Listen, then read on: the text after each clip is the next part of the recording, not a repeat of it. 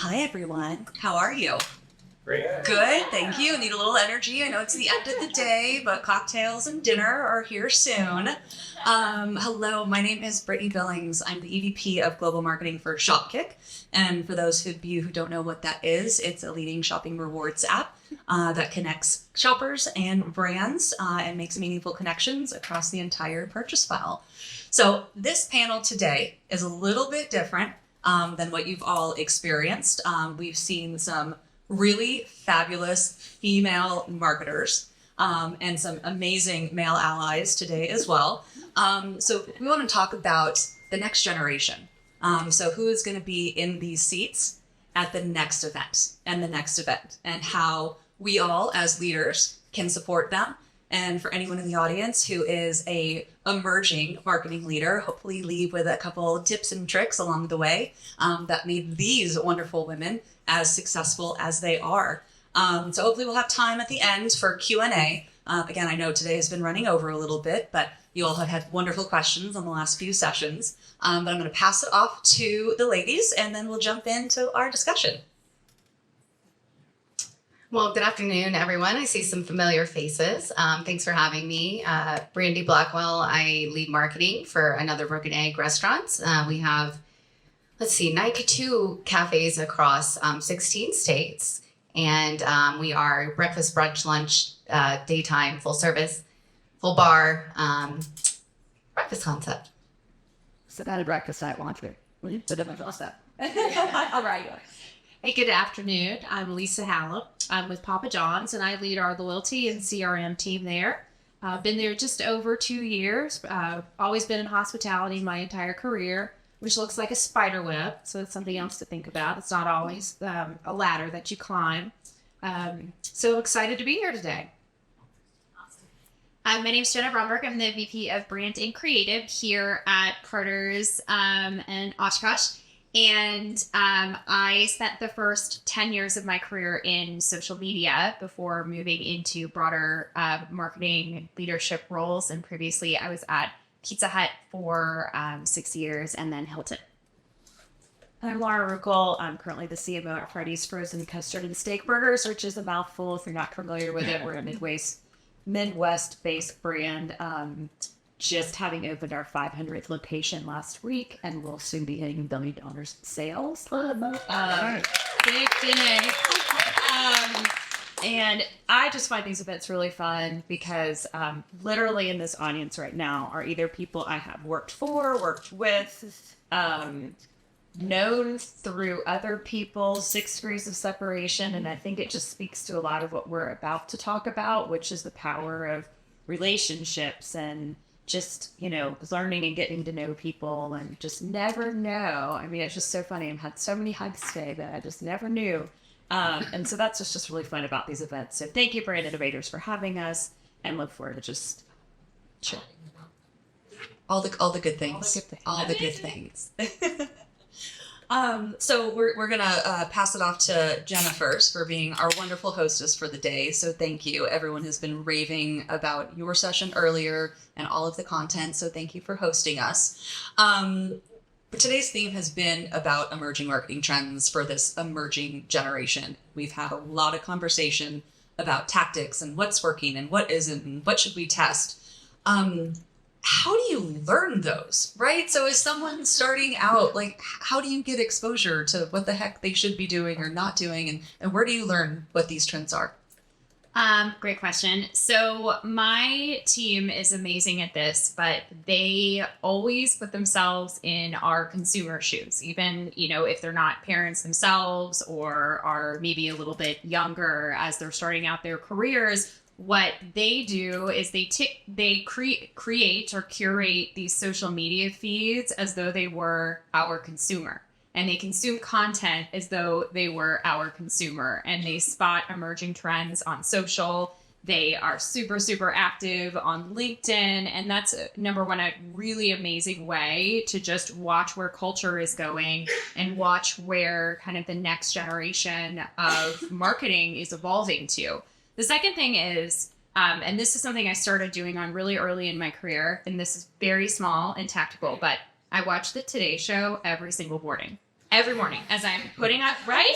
As I am putting my makeup on in the morning, I have this like little tiny dorky TV in my bathroom. And to me, it is a really great way to see what America is talking about. And as a marketer who does a lot of one-to-many campaigns, it is a tremendously strong way just to keep up every single day as the world changes and shifts around us. What?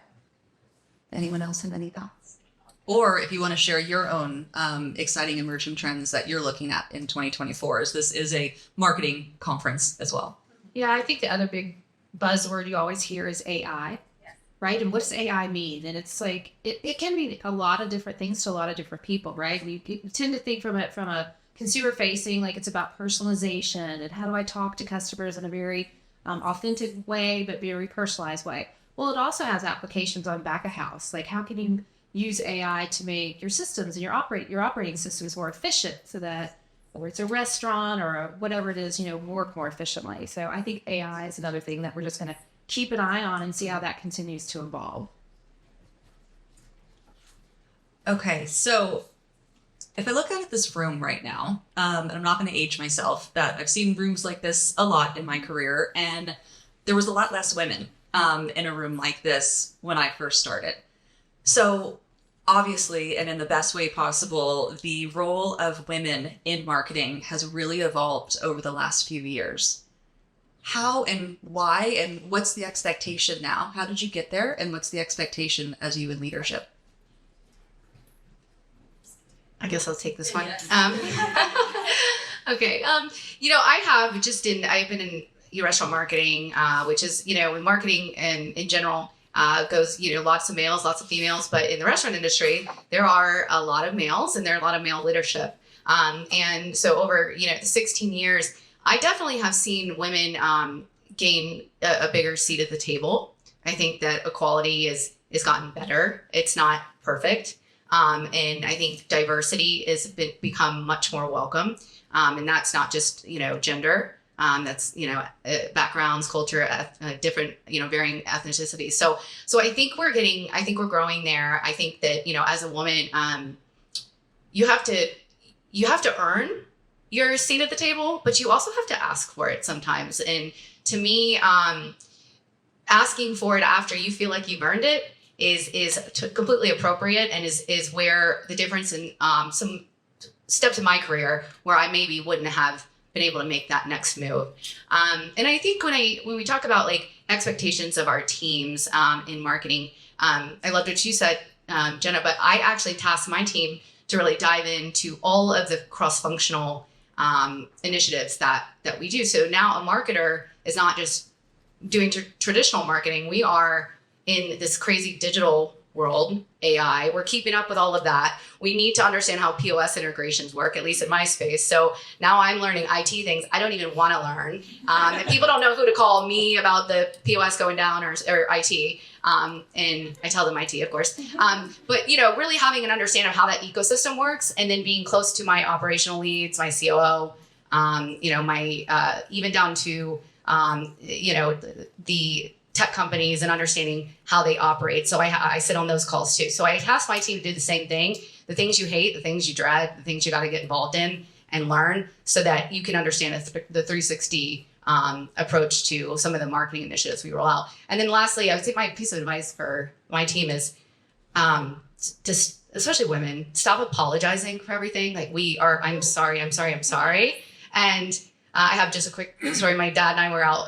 He was watching my tennis match, and I had a doubles partner, and she didn't have a great day, and she kept apologizing to me. She's about 80 years old, and she said, "I'm sorry," every time she messed up. And he goes, "Why does she keep apologizing to you? You only say I'm sorry when you actually meant to do, or you meant to do something wrong, or you did something meant to do something wrong rather." And so I was like, "That's a good way to look at it." I guess I'll add on to that. What's interesting for me, you say marketing is, women in marketing have changed over all these years. I actually grew up in a world where I was the marketing girl and I made pictures. That's what I did. And so in a lot of my early career, whether, I wasn't I did start on some restaurant side where there was a lot of male dominated operations that I was thrown into. I actually started field marketing nobody wanted to hear from the marketing girl. And so, you grow up in that. And then I spent several years at Coca-Cola. There's a lot of Coca-Cola alumni here where there's actually then all of a sudden there's a lot of women doing a lot of different things, but it turns out a lot of them ended up at marketing and they ended up brand. And, you get pigeonholed really easily. And so it's this notion of just like, don't be that girl, right? And that speaks to, I think, what you were talking about, Brady, which is, well, then you have to keep learning, you have to keep growing, you have to, I'm sorry, sick. I'm not crying. It's very emotional, it's powerful. But the idea of just continuing to add growth to your and better tools in the toolbox, toolbox skills that you have, and just kind of make for establishments that you're more than just that girl who makes pictures. And you still run into those situations today in 2023. But I just think and I appreciate all the men who are in this room listening to us. But that would just kind of be my one kind of observation over my career, and just something that I just continue to encourage, especially new, younger. We talked a lot about Gen Z a lot today as they're coming in. Like, don't let yourself get pigeonholed into just this one area, and always be hyper. That marketing is a lot of fun, so you can say. We do have a lot of fun, and we've done a lot of cool stuff. I think everybody can speak to that, whether they are male or female in this room, and so everyone's just jealous. So Lisa, we were actually talking in the back room earlier, and certainly leading up to this as well. You are currently in a very male-dominated industry. Many on this panel are, or at least have been. So what strategies have you utilized, executed, identified that has helped you break through the barrier and to be in the position that you are right now? I think everyone has different barriers. So you have to figure out, first of all, what are the barriers you're trying to overcome? And don't forget to look in the mirror.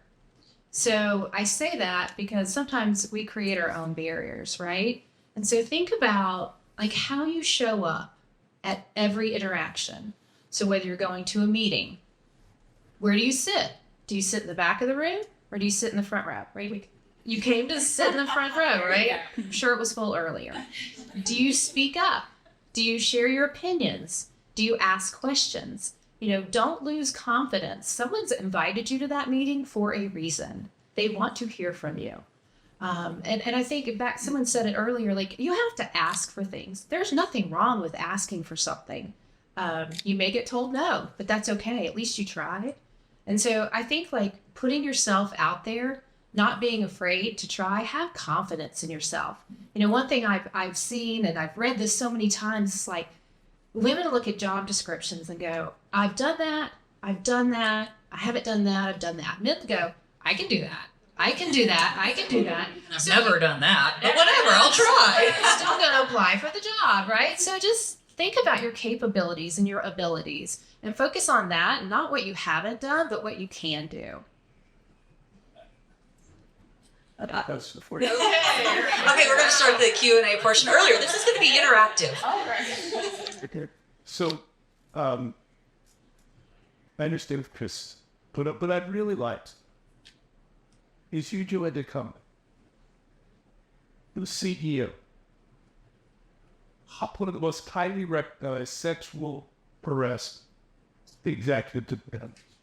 So speak, put yourself out there in the workforce in that company. Plus, they get incredible amount of self-respect, liberation, and strength. If it was Waffle Beach place, that was not, I would imagine, the first opening.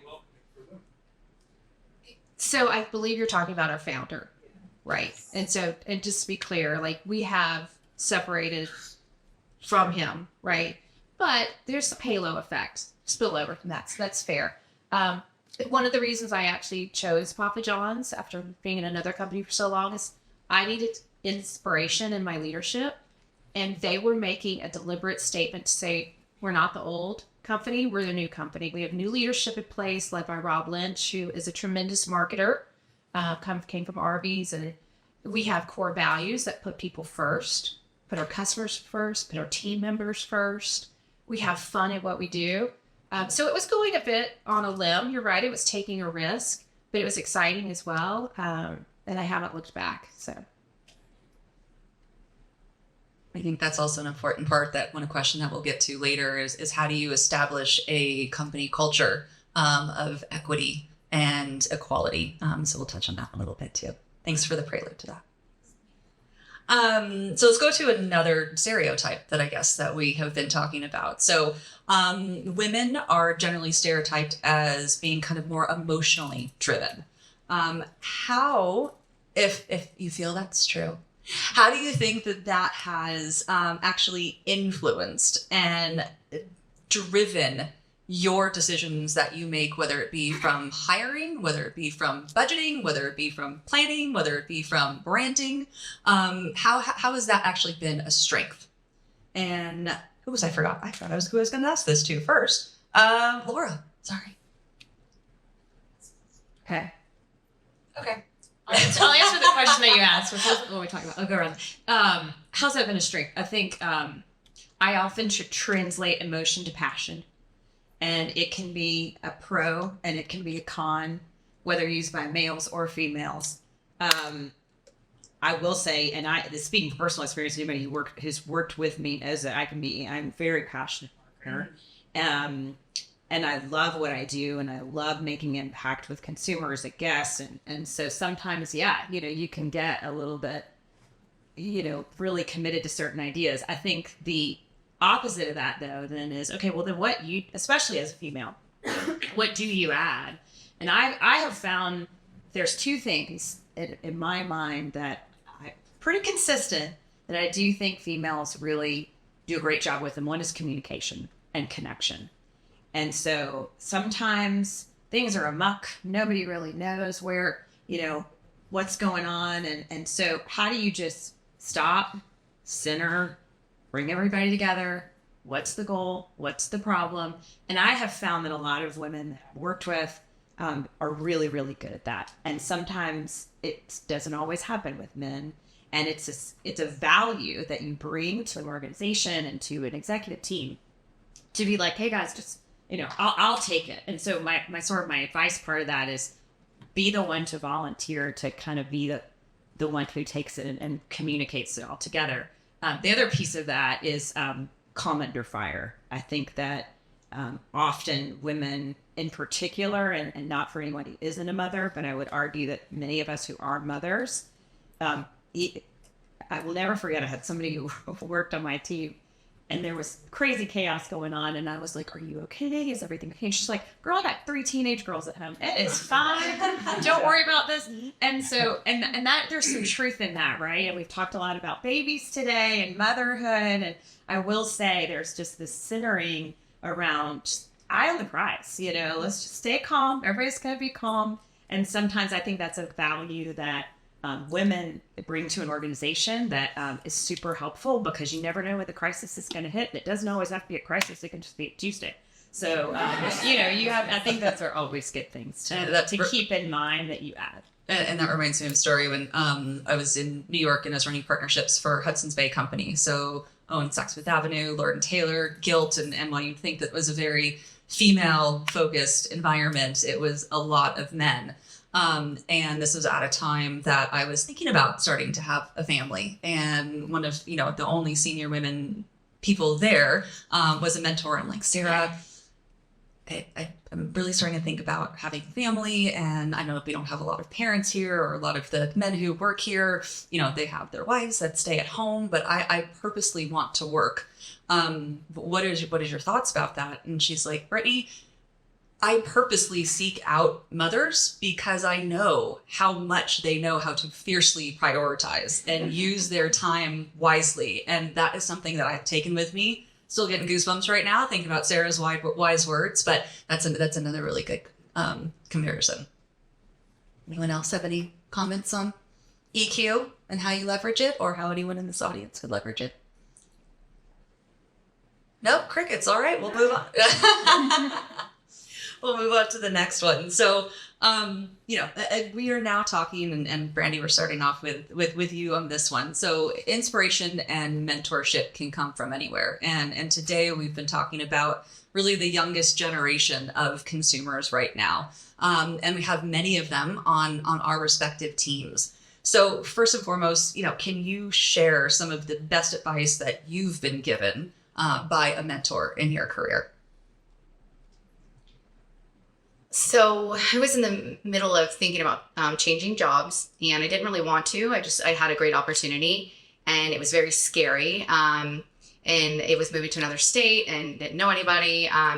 But a friend of mine who I consider a mentor, said about, when we talk about being emotional, because I said, I don't want to let my team down. I haven't been there that long. Like, I don't know, it feels like it's early. And she said, Brandy, men don't give a shit about letting any of their employers or teams down most of the time. And she said, and I quote, and she said, and if they are, they're very few. She said, and women, this is why, we're good at leadership. This is why we are, great and different. But at the same time, it stunts our growth in our careers because, we worry about all the emotions that come with a big change like that, when you realize you'll get over it pretty quickly, and you do. So that's a piece of advice. I would say that through networking, and networking, I hate that word because it sounds so formal, but through meeting people and through taking chances, speaking on panels when it was uncomfortable, years ago, not saying no to things, putting myself out there, really not saying no, honestly. I pretty much said yes to everything I still couldn't do. And that's probably a problem now. But back in the day, I didn't say no to anything. And, I have mentors in the audience. I worked with people here. And I established people that I worked for that I could call and keep that relationship and call. And then I turned around and worked for them again later times. And then also, people that I just admired. I put myself out comfort zone and, reached out to them and asked for a few minutes of their time. And, not a long-term commitment, but at that point, then I found that they've come to me asking for different things, at different times. And I think that's where it's very cool to see it come full circle. And now people, reach out, ask, me to mentor them. And I'm like, wow, it's amazing to feel that you can give that back. Because I still will have mentors still the day I die. So it's important to keep those close and then also do the same to give back. Yeah, one piece of advice I got in between when I left IHG and came over to Papa John's was, what were my critical qualities? So what do you mean? She's like, what are your CTQs? What's important to you? And I'm like, well, I want to make this money. I want this. I want that. But she's like, put it on paper. And as you think about it, it really forces you to be deliberate and think about, like, what is most important? And it really wasn't money for me, even though everyone wants a nice paycheck, right? Like, I realized for me, it was working for leadership that inspires me, a company that values me. I need a work-life balance that works where I am in this season of my life, because these critical qualities are going to change where you are in the season of your life.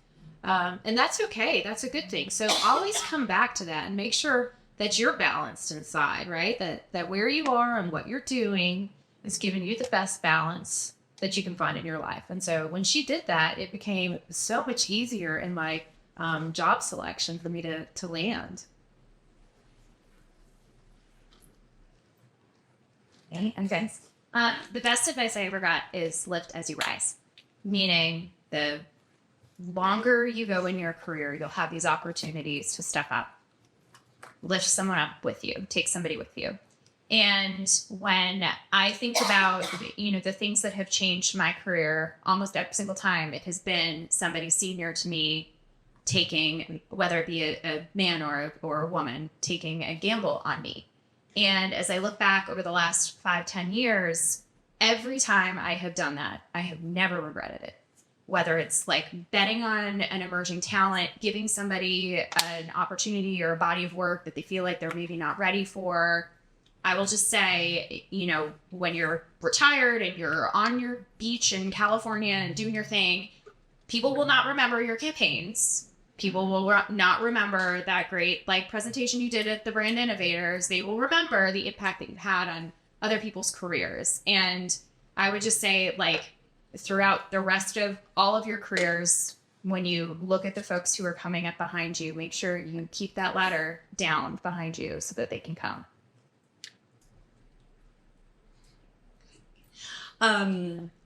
Brady, you touched on something, and networking is so important. And I think every single one of you hears that, oh, I've worked with them, or I've worked for them, or then I helped them get a job. And I'm always of the mindset of it's not what you know, it's who you know. And then more importantly, it's who knows you.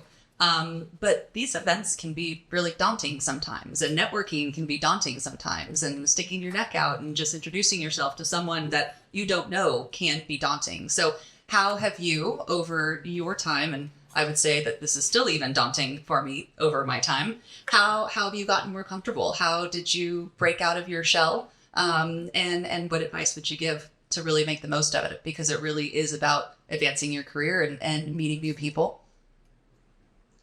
Yeah, I'll just quickly say, I think, you know, when you're out to like network and hand your business card out, and certainly in sales, you know, sales roles, that's part of what you have to do. But if you show your true self a little bit to people, authenticity, it's just, we're not robots. So, you know, when you get in front of people, I was just listening to a gentleman, public speaker, talk about tell your story. You know, it's amazing when you tell your story to somebody, how it can, you know, whether that's you had a bad day or, you know, not complaining, but just be, instead of the you know, conversation that everybody expects in the small talk, you know, be a little bit different and be a little more open and authentic, but look at it as like making friends. I mean, I consider these people my friends now, not like to go network. And I look forward to going and having, you know, a cocktail with them after, and I consider them as close of friends as a lot of my other friends are, in a different way. So I would look at it more like that than networking and getting started. Get a buddy system. Somebody's going and holds me accountable, then I can't bail. So usually that helps. I have a little bit of a different perspective, which is that I hate networking. There's literally nothing I hate more than going into rooms full of strangers and introducing myself. I was just talking to a colleague about how I'm actually an introvert, and when I go home tonight, I'm going to collapse and not speak to anybody. However, with that said, I would say, like, you do not have to be friends with people at work if you do not want to. And I think very closely about all of the relationships that I have and the way that they make me feel. We are paid to get along as colleagues. That is our job. We have to work together. We have to get along. And that said, I feel like if you choose a company culture that aligns with your values and makes you feel energized and passionate, naturally, the people who are around you will align with the way that energy kind of moves you, and you will naturally get along. Not always, super not always. But to your point, Brandy, like a lot of the people who I've worked with, especially in really difficult, stressful jobs, have become lifelong friends to this day. And so when I'm in rooms like this, thinking about networking, I try and bring my authentic self, but I don't try too hard, because it's very, very possible that will drain all of my energy and like really kill me for the day. So I just have a little bit of a different perspective, and that some of the time the relationships will just sort of coalesce naturally. The last thing I will say is your relationships at work, pay attention to the way that they make you feel. If they make you feel like the people around you are competing with you, or they make you feel drained of your energy or negative at the end of the day, you go right back to do the paid to get along thing, and you do not need to invest more energy into that. The relationships that will lift you up throughout your career are the ones that make you feel energized and supported and not at odds with each other, in competition with each other. And you can invest your energy in those people more so than what you are required to do. And Jenna, before you give the mic away, I do want to see if you'd be willing to share. You dropped a bomb on me about the Harvard Business Review. And so if you want to share that with this room. Sure. Please, sorry. Yes. I'm sorry, was that in confidence conversation? No. You know, sort of going back to advice, a lot of these conversations about lifting up the next generation of women sort of takes the personal out of it. And what I would say is the most important decision I made in life that has sort of informed the trajectory of my career has been my choice in partner. And for a lot of people early in their career, we don't talk about this enough, which is that having a super supportive partner at home or some support at home will make all the difference. And there was this Harvard Business Review article a few years ago that we sort of sent around to each other. And the headline effectively was, women have two choices if they're ambitious in their career. Choice number one is to have a super supportive partner. Choice number two is to stay single. Everything else in between is really difficult. And I'm fortunate to be able to do what I do and invest this energy and this time because of the support that I have at home. And that cannot be overstated. I'm right. I know. But it goes along with the being authentic, and you don't have to be everyone's friend. Yeah. When you're at work or when you're networking, be authentic. You don't need to try to have a means to your end. Just truly establish meaningful relationships, and whether something can work out in that exact moment or the next year or the next career. It's really, and someone said on the social media panel earlier, like, we're all just humans, right? Like, we're all just here. And just because you might have a fancy title doesn't mean that you're any better or any worse than anyone else with a different title. So, yeah, I'm kidding. And sometimes not more money. I'm like, what? More money, more problems? That is not happening. Yes. Excellent. So this is going to be our final question for the day, and it's going to go to all of the panelists. And this kind of brings up the culture question before, because you all are at the forefront and leadership of setting your company culture. And we know that diversity and equity is extremely important, especially as these new generations are coming up, and we want to make sure that we leave it better than the one that we came from. So in the pursuit of a fairer and more inclusive workplace, what steps are you and what steps are should organizations take to ensure equality, equity, and growth opportunities for women?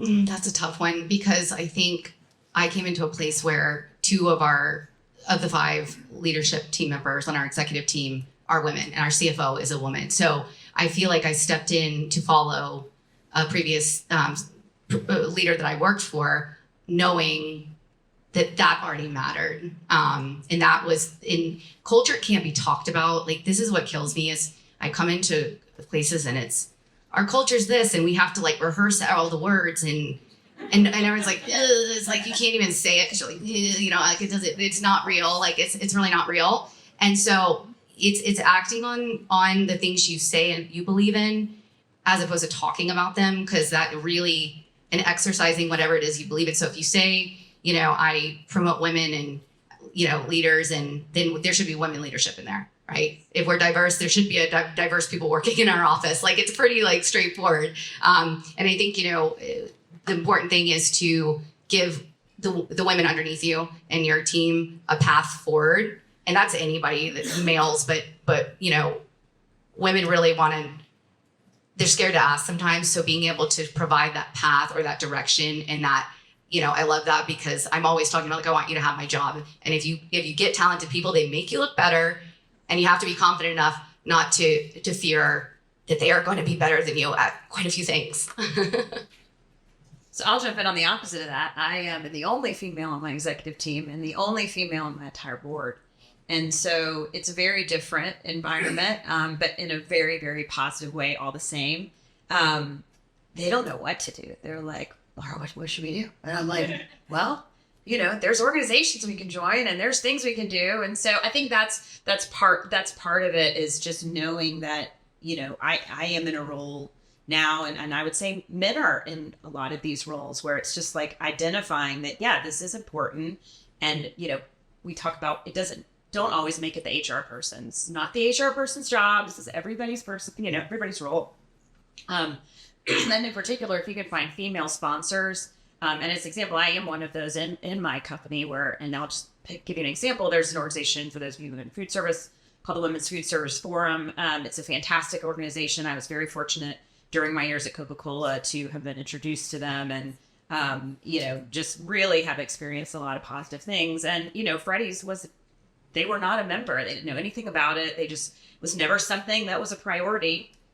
And so I, now know people there and was like, hey, we want to join, and it's simple things like that, now I've been there for 2 years and I've sent, we've had at least 10 females within Freddy's who have been able to go and really experience a lot of the great things that organization has to offer. We're just scratching the surface on things that we can do and be a part of. But that's just one example, and I think it's just this idea that it takes a village, and you have to be cognizant of it. That said, we all are working 1,000 hours a day, and you think like, oh God, is that one other thing to do? But it is important, and I think those are the things that you want to make sure that you're doing, and things like this are always great to do part of. But I think it's just, regardless of what business you're in, what vertical you're in, finding those opportunities for your team, for people that aren't on your team. And it's important. So I will say, I thank the men that are here listening, and, having you as sponsors as well really is important. So, think about that.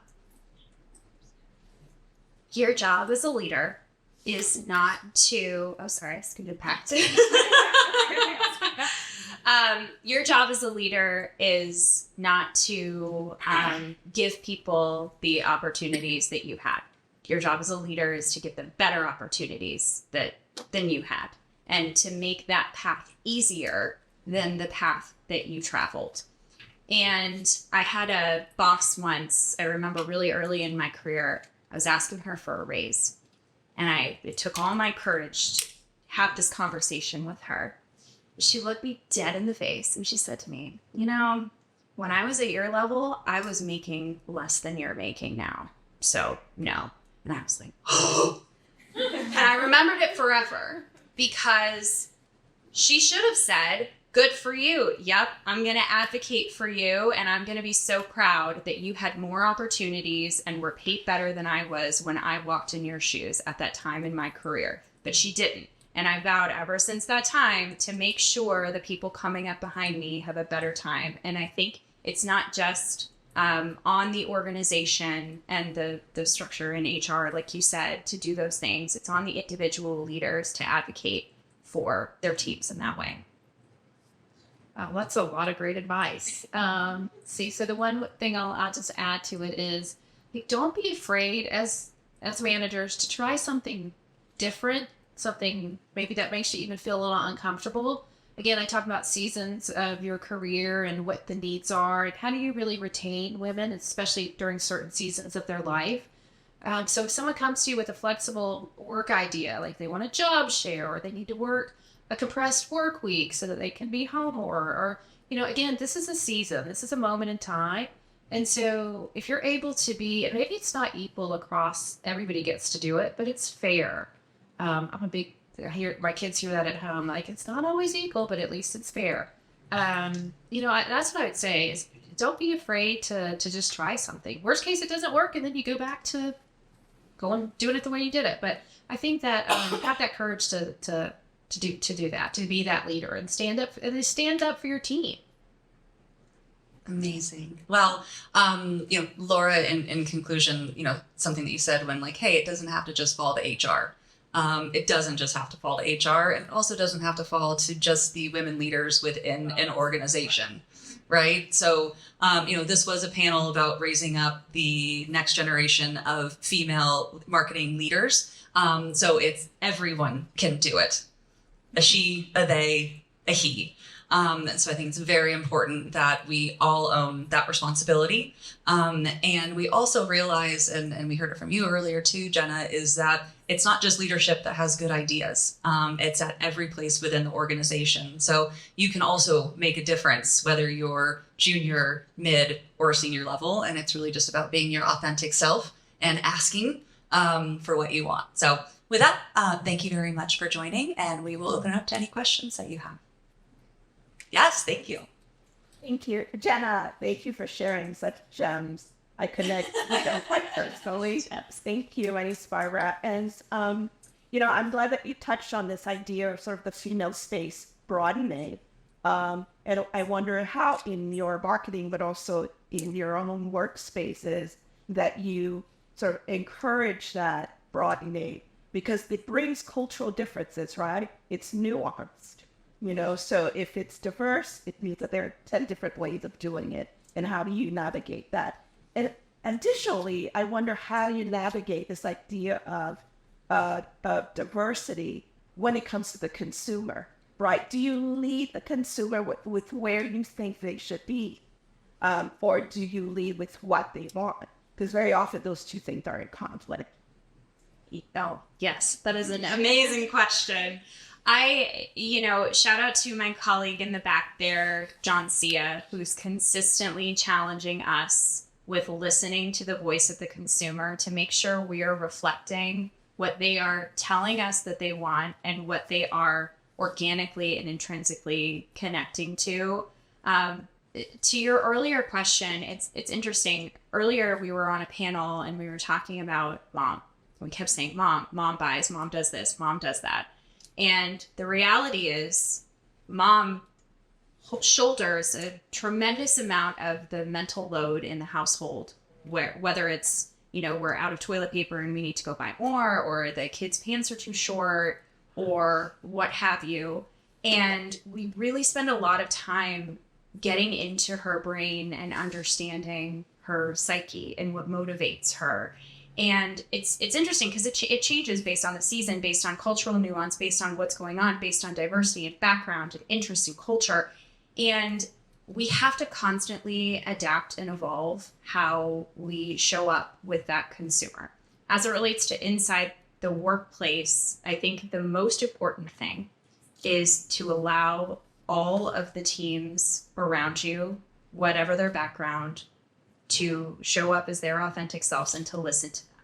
And sometimes I have a coworker who always reminds us that compassion and empathy are two different things. And when we listen to our teams with empathy, sometimes we are encouraged to sort of like get down deep with them in the emotions that they're bringing to work. And we relate to them because it's our nature to be empathetic and to relate. Sometimes all they're asking for is compassion, somebody to listen and to hear them and to acknowledge and to validate. And all that said is sometimes bringing on our authentic selves to work gets us into some sticky places because we want to be compassionate and empathetic. Same with our consumers. Sometimes we want to deliver exactly what they're saying that they want. And so it's tough to kind of walk the line as a leader. This was like the most meandering response ever. But I have like so many thoughts on this. It's such a meaty question. But here, can I pass to somebody else? I'm finished. There's another question. Is there any other questions? Please. Yeah, so for me, I am like, these getting says, Providing art, and that the levels and royals and final like satisfaction is built, like the standard. But then the challenge, especially in the OSPNC, in the sense of even though they're setting the expectations, their expectations are not aligning with our expectations. And then how merge that in terms of helping them, and I feel with like the lead up to the next space that wasn't being from. But at the same time, you sort of also have to earn it at the same time instead of having the demons, even though you think about it. Who wants that? I can take that because I've got the Gen Z to the middle millennials under on my team, and then people older than me. I think that I'm very clear in, especially because the restaurant industry is it's kind of chaos. It's fires all the time. And so I'm very clear in interviews, very clear. I'm very open about while I'm not going to work anybody into the ground, there are going to be some weekends. There are going to be fires. Like if you like it just to be like this all day, this isn't the place for you. And I'm very candid about that up front. And that, I find that I have to be very honest about, like, it's 2 days a week. Are you okay with that? Like, I mean, I literally will ask those questions. Here is the salary range. I don't have a lot of room to play with that. And I don't mind just saying that up front because it wastes time in the interview process. But once they're on in the team, I try to come to a little bit of middle grounds. But there's a little bit of in my mind where you kind of have to give a little tough love to some of the Gen Z, and that's, we were just talking about this.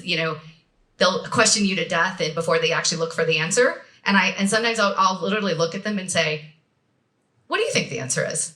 And challenge, put it back on them. And that goes for anybody that I'm leading, because that makes them either think about it or take a chance, or I ask them to take a chance. And I say, I'm never going to be mad if you take the chance. But if you keep asking me what chance you should take, it's going to, I'm going to get frustrated. So I think it's just really, really kind of setting that tone, but also meeting them halfway in their space, maybe being a little more flexible than you'd like. And then also telling them, hey, you need to come with the ideas. You need to come with and start to make decisions so I can move you up to where a decision maker lives. And I want to jump in on this one because I love this question too. And actually I heard this a while ago and it really stuck with me. Part of our job as leaders is also teachers. These kids are coming out of school. They are not taught how to behave and what is expected and I don't mean that in a derogatory way, but like nobody says like this is what, the office environment is like. This is what, and so it is kind of part of what we do. So I love how you said, this is the role and this is what it means. And sometimes we feel like you shouldn't have to, don't they know? I've good show of hands, I bet many people in this room did internships and they had parents and they did all these things. They're not all doing as much of, I don't feel like, what some of the rest of us may have experienced. And so we have to keep that in mind, as like the idea that like we have to truly teach in a really nice, positive, gentle way, and part of that is really clearly not only setting the expectations out on hiring, but just kind of coaching as you go along. And then I think the onus on us, and again, if we're talking about a lifetime example where I was like, okay, yes, you have to do this and this and this, is not letting yourself get frustrated, not letting yourself just understand that you're in a moment of teaching, and then now you're teaching 2, 3, 4 times, and maybe this isn't the right gig for you. But at the end of the day, I think that's something that's on like all of us, men and women, just as experienced business people. How do we bring in the Gen Z in the way that, so that they're not just, because at the end of the day, yes, we want everybody to have a wonderful, happy life and also drive growth for our business, our brands. So that stuff's just, it always did stuck with me, was that the idea that we're still teachers. And sorry, I love this one too. So one last piece. So probably the greatest management lesson that I've ever been given is don't manage people how you like to be managed. Manage them how they want to be managed. And so for especially earlier on in your people manager career, generally you manage everyone on your team just how you like to be managed. So if you don't want to be micromanaged, you don't micromanage anyone. And I remember a gentleman on my team a few years ago, he's like, Britt, I actually want more help. Can you get into my work a little more? I'm like, oh, that would drive me insane. But sure, yes, I am here for you. So it's really having that honest conversation with whether it's a boomer all the way down to Gen Z of what is your motivator? Like, why are you here? And it might be title and money for you, but for them, it might be work-life balance. It might be exposure to senior leadership. It might be something that you're not even thinking about or not on your radar. So I think it's really important setting that expectation of how can you get the most out of them through your management style. And you're just going to have to adapt that way. And that's what happens as a leader. Any other questions? Nope, as I'm seeing everyone's creeping over. All right. All right. Thank you, everyone. Thank you.